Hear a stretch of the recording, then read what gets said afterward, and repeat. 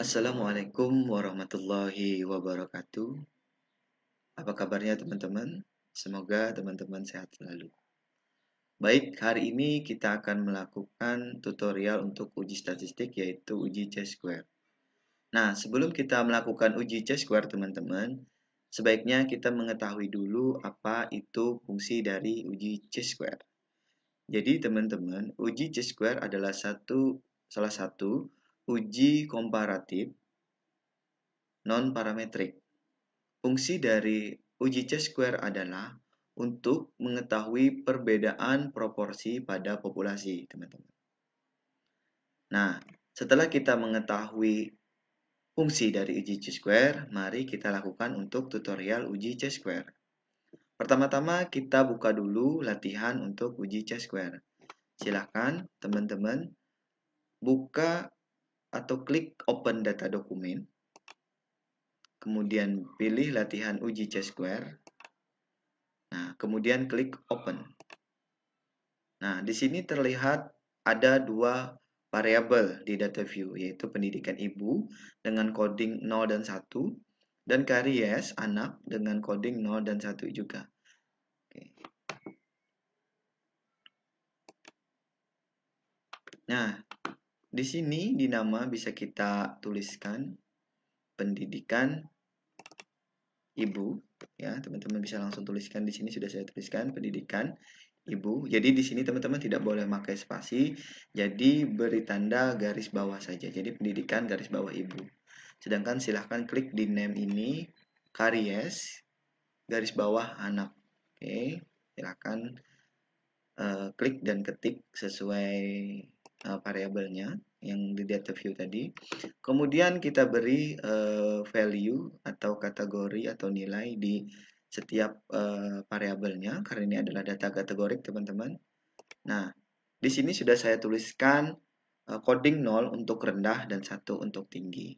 Nah, teman-teman bisa menulisnya di value dan label. Oke, baik saya contohkan. Misal, coba kita hapus untuk keduanya ini. Kita hapus dulu dan kita akan contohkan. Oke. Nah, untuk coding pertama itu ada 0, yaitu value-nya kita kasih 0 dan labelnya kita kasih rendah. Nah, sedangkan 1 kita klik di value 1 dan label kita kasih nama label tinggi. Jadi 0 untuk rendah, 1 untuk tinggi teman-teman codingnya. Kemudian teman-teman bisa klik add kalau sudah dimasukkan. Nah, kemudian kalau sudah selesai kita bisa klik OK. Nah, untuk value di karies anak sama dengan value di pendidikan ibu tadi teman-teman cara mengisinya. Nah, teman-teman bisa tambahkan value di 0, kemudian labelnya adalah karies, kemudian add sama value 1 untuk tidak karies, kemudian add juga teman-teman, kemudian silahkan teman-teman klik OK. Nah, untuk di measure-nya, teman-teman bisa pilih di sini karena ini adalah data ordinal, pilih saja ordinal. Di sini ada pilihan scale, ordinal, dan nominal. Jadi teman-teman bisa mengklik ordinal.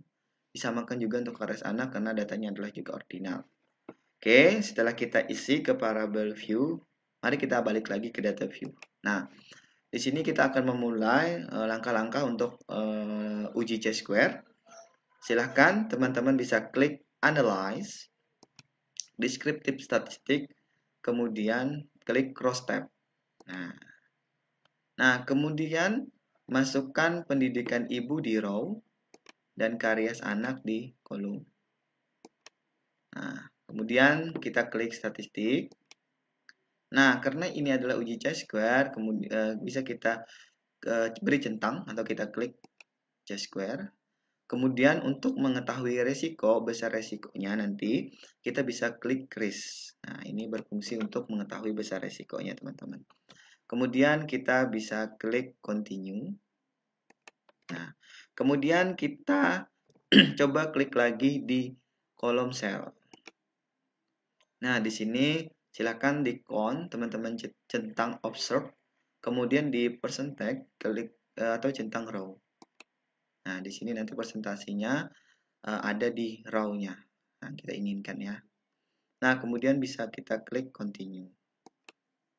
Nah, Kemudian kita klik OK, karena setelah semua sudah kita isi, kita klik OK.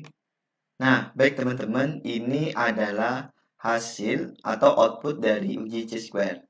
Nah, kita lihat dulu teman-teman, hasil atau output untuk uji C-square dari deskriptifnya. Kita lihat dari pendidikan ibu rendah, di situ ada 20 anak yang menderita karies dan ada 7 orang anak tidak menderita karies.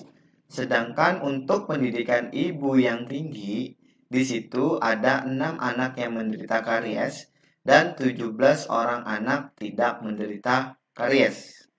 Nah, sebelum kita melihat atau menginterpretasikan uji C-square, kita lihat dulu apakah data kita ini memenuhi syarat untuk uji C-square. Kita lihat dulu nilai harapannya. Nah, syarat untuk uji C-square teman-teman adalah nilai harapannya tidak boleh lebih dari 20% dan tidak boleh kurang dari 5, teman-teman. Jadi nilai frekuensi harapannya tidak boleh kurang dari 5 dan tidak boleh lebih dari 20%. Nah, kita lihat di sini nilainya 0%. Nah, berarti kurang dari 20%. Berarti ini memenuhi syarat untuk uji C-square, teman-teman.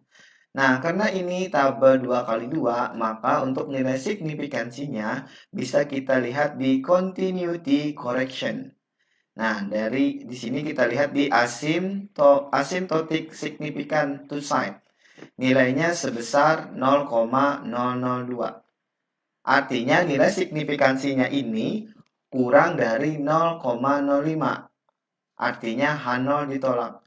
Kesimpulannya, apabila H0 ditolak, artinya ada perbedaan proporsi pada populasi untuk ibu yang pendidikannya rendah dan pendidikan tinggi terhadap kejadian karies.